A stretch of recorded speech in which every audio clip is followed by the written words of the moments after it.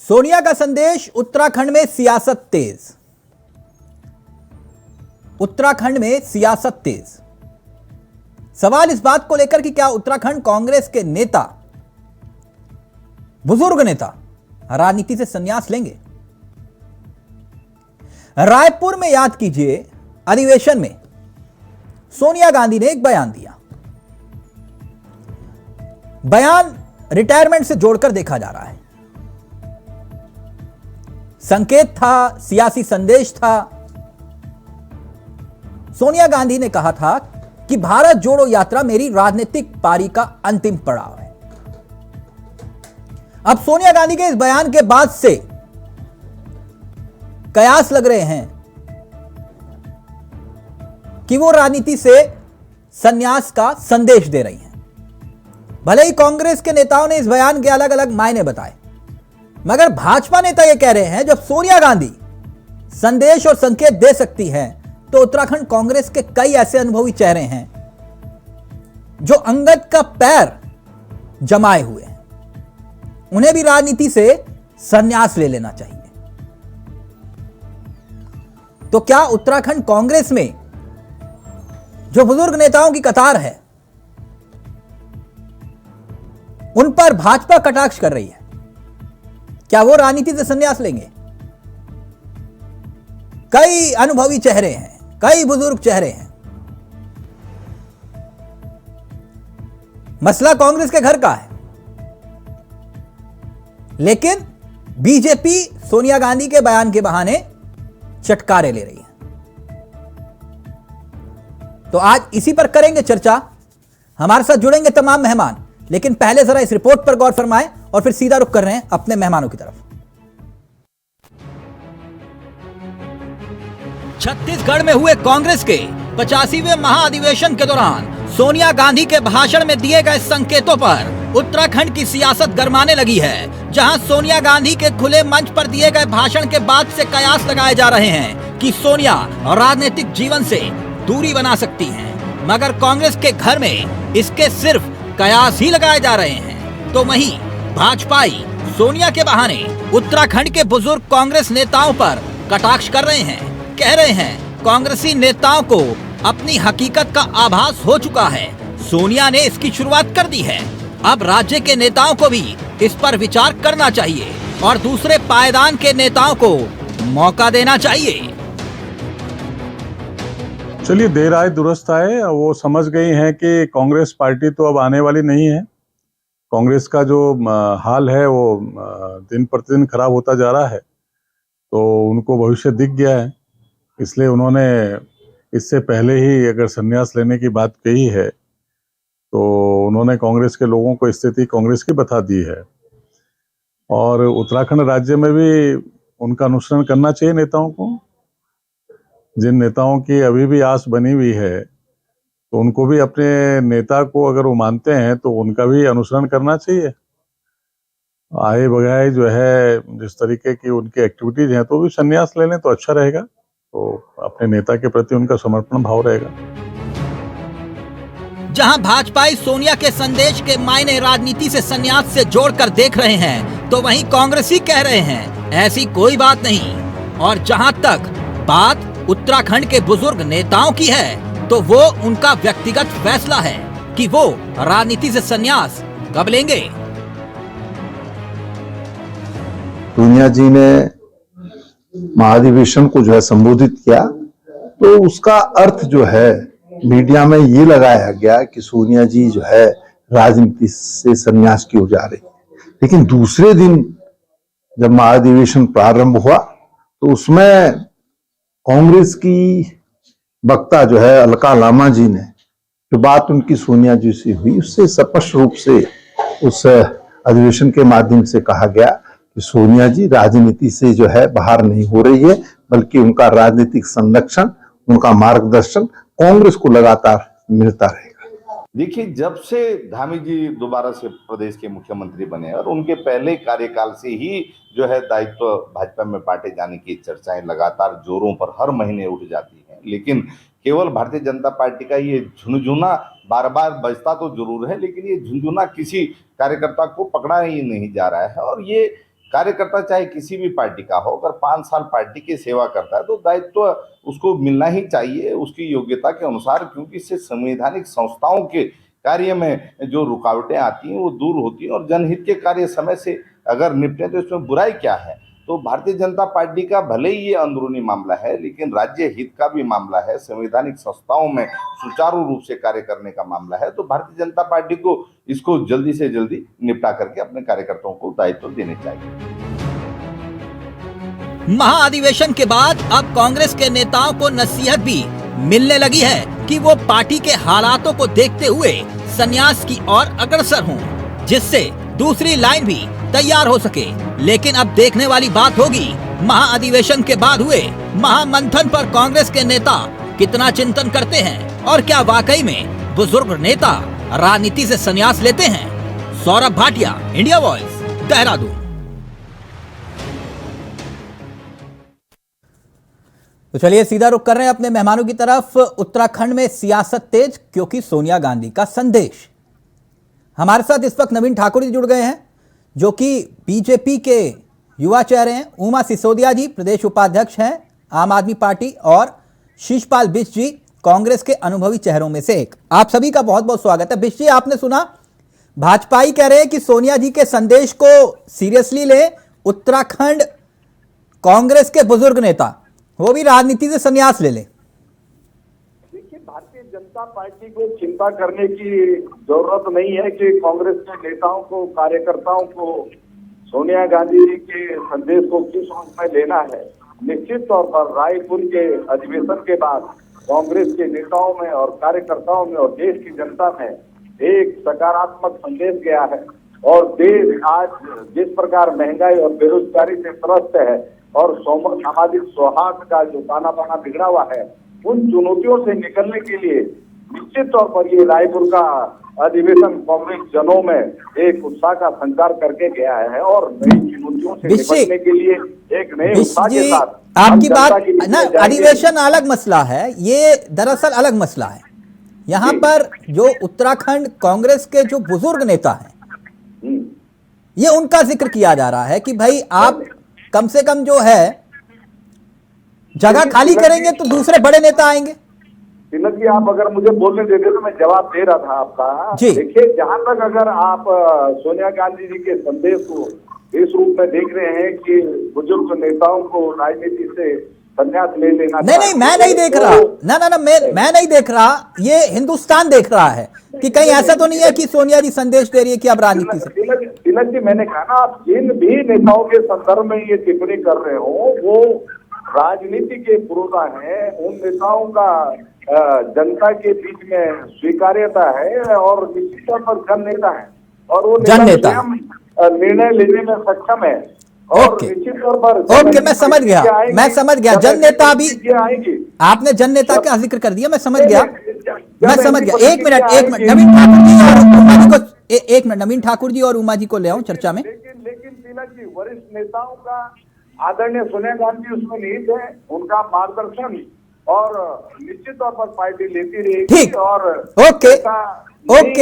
Okay Bisht जी, हो गया। एक मिनट सर, बुजुर्गों का सर एक मिनट नवीन ठाकुर जी, सर आपके यहाँ तो मार्गदर्शन मंडल है ऑफिशियल रिटायरमेंट का मतलब यही हुआ कि मार्गदर्शन मंडल में डाल दीजिए, बात खत्म।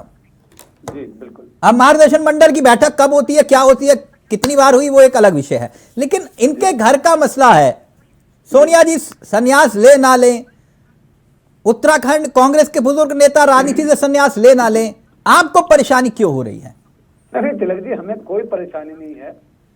कांग्रेस की वैसे तो कथनी और करनी में बहुत अंतर है। वो दिख गया इनके अधिवेशन में ही।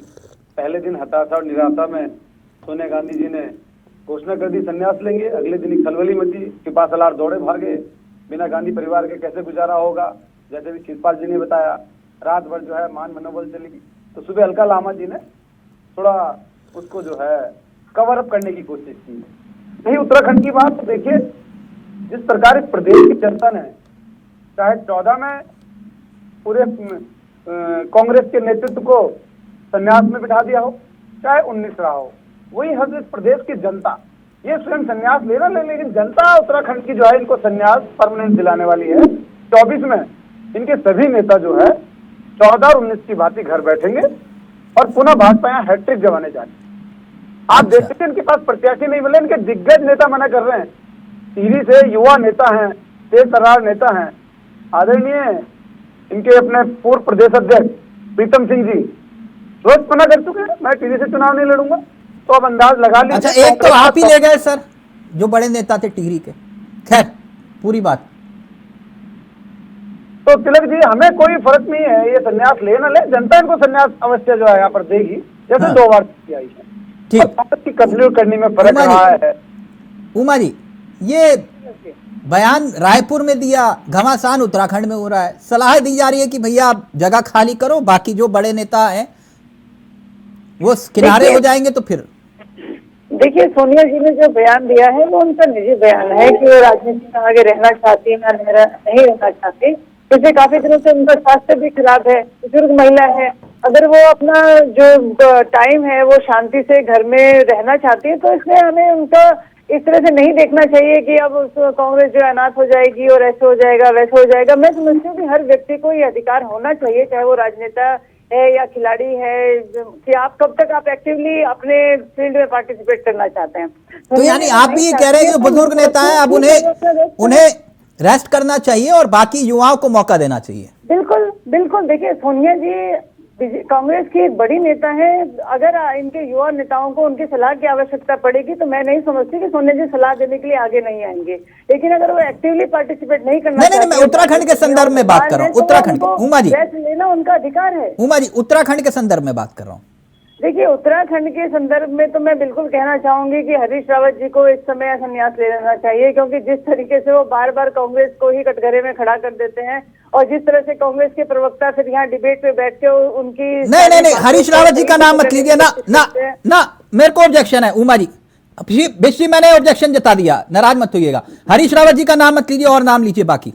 नहीं, मैं तो देखिए, मैं कांग्रेस हो, बीजेपी हो या इवन आम आदमी पार्टी हो, वे सभी नेतागण जो अपने आप को पार्टी से बड़ा समझकर बात करते हैं और लगातार पार्टी को निशाने पर लेकर पूरी पार्टी को ही कटघरे में खड़ा करने की कोशिश करते हैं, तो मैं समझती हूँ वो उससे पार्टी को, किसी भी पार्टी को फायदा होने वाला नहीं है। आप लोगों का एक कमेंट आ गया, एक कमेंट आ। बेसिकली ये कह रहे हैं कि हरीश रावत, क्योंकि मैंने तुरंत ऑब्जेक्शन जताया आपके सामने, मैंने तुरंत रोका उमा जी को कि हरीश रावत जी का नाम ना ले, ये राजनीति से संन्यास लेने की बात कर रहे हैं हरीश रावत जी की, मैंने तुरंत रोक दिया आपके सामने। नहीं, देखिए तिलक जी, आप स्वतंत्र पत्रकार हैं और आप हमेशा मार्गदर्शक के रूप में काम करते हो, और उमा जी भी जो है बहुत वरिष्ठ प्रवक्ता है, सबको लोकतंत्र में अपनी बात कहने का अधिकार है।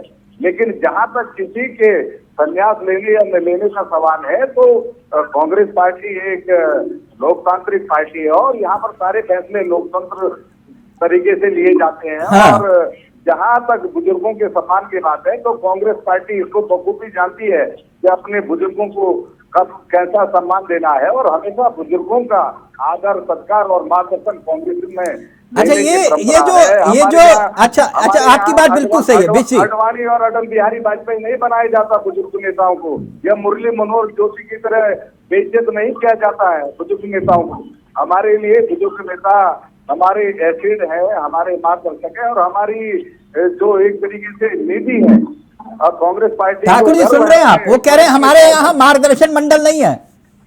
तिलक जी, इनके यहाँ मार्गदर्शन मंडल कहाँ से होगा? मार्गदर्शन करने लायक कोई है इनके यहाँ? इनके यहाँ मार्गदर्शन तो आपने देखा किस प्रकार का है। अभी एक नेता को जो है ये 10 बार उनकी जो है मार्केटिंग कर चुके हैं, लेकिन मार्गदर्शन लायक कहाँ हो पा रहे हैं। वो 54 चुनाव उनके नेतृत्व में हुए और मेरे ख्याल से 45 से 46 आ रहे हैं। ये कहाँ मार्गदर्शन करेंगे? ये हमारे नेताओं पे जो कटाक्ष कर रहे हैं, ये प्रदेश नहीं, तो आप लोग हरीश रावत को राजनीति से संन्यास लेने का क्यों जबरदस्ती, मतलब ठाकुर जी उनकी मर्जी, वो राजनीति से संन्यास लेना ले। मैंने तो एक बार भी नहीं कहा, मैंने तो ये कहा कि जनता उनको संन्यास दिला रही है बार बार। हरदा जो है, हारदा के नाम से इस प्रदेश में फेमस हो गए, हमने नहीं कहा संन्यास में। मैंने तो ये कहा कि इस प्रदेश की जनता उनको संन्यास दिला रही है अपने आप। कांग्रेस के नेताओं को मेरी सलाह है, बिल्कुल संन्यास न लें, पूरी मुस्तैदी से लड़े जिस प्रकार पहले से लड़ते आ रहे हैं। जल्दी से पीछे फिर उमा जी आ रहे हैं। हरिद्वार से हराया हो, चाहे रुद्रपुर से हराया हो, चाहे लाल कुआं से हराया हो, जहाँ जहाँ से भी हराया, आप देखते रहिए 24 में भी इसी प्रकार जनता ओके, जल्दी से हरा के घर बैठे। देखिए तिलक जी, तिलक जी, भारतीय जनता पार्टी को बिल्कुल भी कांग्रेस पार्टी के वरिष्ठ नेताओं की चिंता करने की आवश्यकता नहीं है। कांग्रेस पार्टी के नेता और कांग्रेस पार्टी सक्षम है निर्णय लेने में कि कब किस नेता को संन्यास लेना है और कब उसको सक्रिय रहना है। भारतीय जनता पार्टी अपने बुजुर्ग नेताओं के बारे में बताए कि वो अपने बुजुर्ग नेताओं के बारे में क्या सोचती है। उत्तराखंड में भी एक लंबी लिस्ट है इस प्रकार की, और देश के अंदर तो बहुत बड़ी लिस्ट है भारतीय जनता पार्टी में। भारतीय जनता पार्टी अगर अपने घर में झांकेगी तो, और अगर वहां अपने नेताओं से सलाह मशवरा करेगी तो वो उसके लिए ज्यादा बेहतर होगा। कांग्रेस पार्टी अपने वरिष्ठ नेताओं को निश्चित तौर पर अपनी पूंजी के रूप में देखती है, उनके मार्गदर्शन को हमेशा महत्वपूर्ण और अमूल्य मानती है, और निश्चित सही तौर तो पर कह रहे हैं उमा जी, आप लोग क्यों जबरदस्ती कर रहे हैं? और हाँ, अब जवाब तो दीजिएगा उमा जी, लेकिन आप हरीश रावत का जिक्र नहीं करेंगे और उसके अलावा कुछ भी, वरना फिर बेसी नाराज हो जाएंगे, प्लीज। नहीं, देखिए आपकी बात से मैं पूरी तरह से सहमत हूँ। मैं किसी व्यक्ति का नाम नहीं ले रही हूँ, लेकिन मैं सिर्फ ये कहना चाहती हूँ कि वो बुजुर्ग नेता किसी भी पार्टी को, मैंने तो कहा आम आदमी पार्टी में भी, बीजेपी में भी या कांग्रेस में भी, किसी भी पार्टी में अगर बुजुर्ग नेता, देखिए उन्होंने अपनी पूरी जिंदगी किसी एक पार्टी को दी होती है, कल को हम भी उसी में शामिल होंगे, कल को हमारी भी एज बढ़ेगी, हम भी आज से 20 साल बाद बुजुर्गवार नेताओं की श्रेणी में शामिल होंगे। लेकिन अगर आपकी ईगो उतनी बड़ी है कि जो ईगो जो है वो पार्टी से बढ़कर हो जाती है और आप युवाओं को स्थान ही नहीं देना चाहते, तो मैं समझती हूँ ऐसे बुजुर्गों को बिल्कुल राजनीति से संन्यास ले लेना ही मेरी सलाह है। वो सलाह मेरे खुद के ऊपर भी लागू होगी एक समय के बाद। नहीं, आप कहना क्या चाह रही है? युवाओं के आड़े कैसे, युवा पीढ़ी को आगे आने, युवाओं के आड़े कैसे? अगर कोई व्यक्ति इतने बड़े पद पर रहते हुए अपने बेटे को टिकट नहीं देता तो फिर युवाओं के आड़े कैसे? आप मुझे बताइए। इसका मतलब तो पावर थी हाथ में, फिर भी बेटों को टिकट नहीं दी, फिर इसे आप किस नजरिए से देखेंगे? मैं गलत बोल रहा हूं बीसी? मैंने गलत तो नहीं बोला ना? ये जहां टारगेट कर रही है मैडम, मैं समझ रहा हूं, लेकिन मैंने गलत नहीं कहा ना बीसी? तिलक जी, देखिए आप बहुत वरिष्ठ और जागरूक पत्रकार हैं और निश्चित तौर पर आप समय समय पर बहुत गंभीर मुद्दों को उठाते थे और उत्तराखंड के विषय में आपकी व्यापक जानकारी है। आप देखिए उमा जी, आपके सामने बीसी ने भी कहा नहीं दिया ना उन्होंने टिकट अपने बेटों को, चाहते तो दे सकते थे, तो फिर आपने क्यों कहा कि युवाओं के आड़े आ रहे हैं? उमा जी देखिए, उन्होंने अपने बेटे को टिकट नहीं दिया, रेणुका जी टिकट चुनाव लड़ी है, उनकी सुपुत्री चुनाव लड़ी है, या आप ऐसा तो बिल्कुल नहीं कह सकते कि उन्होंने अपनी फैमिली में कभी किसी को टिकट नहीं दिया। बीसी देखो तिलक जी, किसी भी राजनीतिक दल को खुश होने की आवश्यकता नहीं है। कांग्रेस पार्टी की लीडरशिप इतनी मजबूत है कि वो जनता के मुद्दों पर लगातार संघर्ष कर सकती है, और जनता के मुद्दों को जिस प्रकार से कांग्रेस पार्टी के वरिष्ठ नेता और प्रदेश का नेतृत्व एक बात ठाकुर जी के साथ उठा रहा है, चाहे सदन पर हो, सदन के अंदर हो। ठाकुर जी, चाहे इनकी पार्टी हो या आपकी पार्टी हो, या फिर लोगों को परेशानी खड़ी हो रही है, या फिर उमा सिसोदिया जी की पार्टी क्यों ना हो? आप सुनिए ना सर, कांग्रेस पार्टी के नेता राष्ट्रीय और प्रदेश स्तर पर लगातार सत्ता के लिए चुनौतियां पैदा कर रहे हैं। मैं सार्वजनिक रूप से बोल रहा हूँ, ये हरीश रावत जी से जलते हैं, उमा जी भी और ठाकुर जी भी। नहीं, मैंने तो नाम ही नहीं दिया। हाँ, ये जलते हैं हरीश रावत जी से। आपने हरीश रावत जी का नाम लिया। हरीश रावत जी के नाम के माला तो प्रधानमंत्री नरेंद्र मोदी जी और इनके गृह मंत्री अमित शाह भी। हाँ, ये जानबूझ के कह रहे हैं कि आपके सचिन तेंदुलकर को कह रहे रिटायरमेंट ले लो, ये जानबूझ के चाह रहे हैं, कह रहे रिटायरमेंट ले लो हरीश रावत जी को। नहीं, ये भगत सिंह कोश्यारी, बिशन सिंह चौपाल और बंशीधर भगत जैसे और खंडूरी जैसे वरिष्ठ नेताओं को दे तो अच्छी बात है। हाँ तिलक जी, अच्छा एक बात ठाकुर जी बड़ी दिलचस्प बात है, अच्छी बात कही बीस जी ने। ये जो मसला है ना, आपकी राजनीति में भी कई ऐसे, उत्तराखंड में भी कई ऐसे चेहरे हैं जिन्हें आपने कहा कि पैमाना होगा, इतने पर टिकट नहीं देंगे, ठीक, लेकिन कईयों को दिया भी आपने।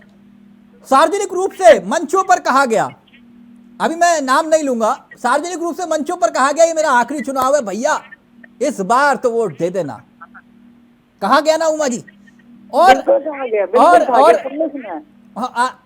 दिलचस्प बात यह है कि राजनीति में युवा हृदय सम्राट कौन, 50 साल की उम्र, कहेंगे कि ये युवा हृदय सम्राट है कि नहीं ठाकुर जी? बीसी गलत तो नहीं कह रहा? अब तो 54 हो गई उनकी उम्र, नहीं 50 का युवा हृदय सम्राट। नहीं, कोई भी उठा लीजिए, कोई भी नेता का अगर पुत्र लॉन्च होगा तो वो युवा हृदय सम्राट, वो पैदा होते युवा हृदय सम्राट हो जाता है। जी जी जी, बोलने की जरूरत नहीं पड़ती है। बिल्कुल बिल्कुल।